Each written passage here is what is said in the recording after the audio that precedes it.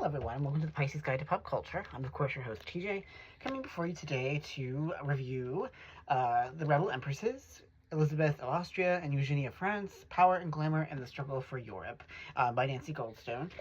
And I have to say, this is terrific. You know, we here at the Pisces Guide love a book about history. I love popular history, and I particularly love popular history about female monarchs. And I've read a lot of Nancy Goldstone's work before. She's fantastic. I think she is one of those popular historians who really has a knack for being very, grounded and very rigorous and drawing on the primary sources of the time, while also, she's a little snarky at times, but also I think, really captures these two extraordinary women of the 19th century who really reshaped a lot of Europe as a result of, who they married. So, if you're not familiar, Elizabeth of Austria, commonly known as Sisi, married the Emperor of Austria-Hungary, and, she was known for being extremely rebellious, that she did not like to obey the rules of the very straight-laced and very boring Viennese upper classes.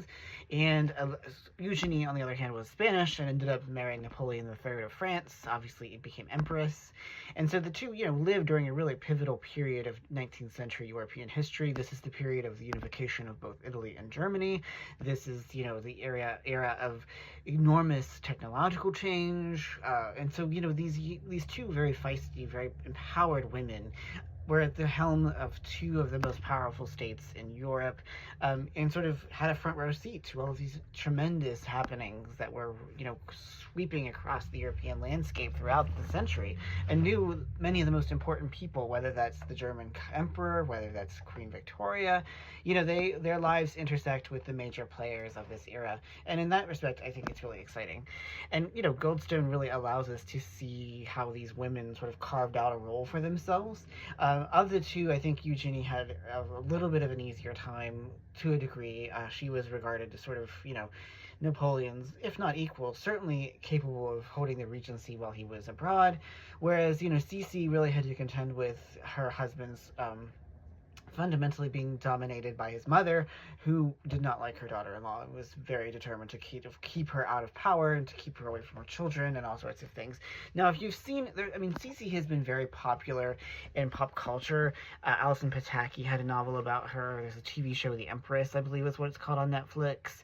If you watch the film Corsage a few years ago with Vicky Krieps, all of these figures are sort of, these pop culture texts are examining the life of Sisi because she is just so rebellious, and ultimately her death was deeply tragic. She was assassinated by an anarchist, I believe in Switzerland, just kind of randomly. He had intended to kill a French aristocrat, but ended up stabbing her with a needle when she died. Whereas Eugenie ended up living to be 94, living in exile after the fall of Napoleon. And so, we see these two women whose lives are intersecting, and they do meet at several times and forge a friendship.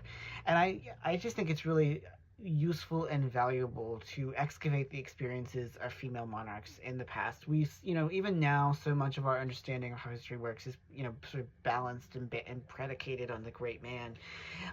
Men dominate history, and certainly nowadays, there's this push against any kind of inclusion of women or other minorities within historical narratives. But I think Goldstone, as she has in many of her other books, really sort of gives us a sense of what it was like to be these women.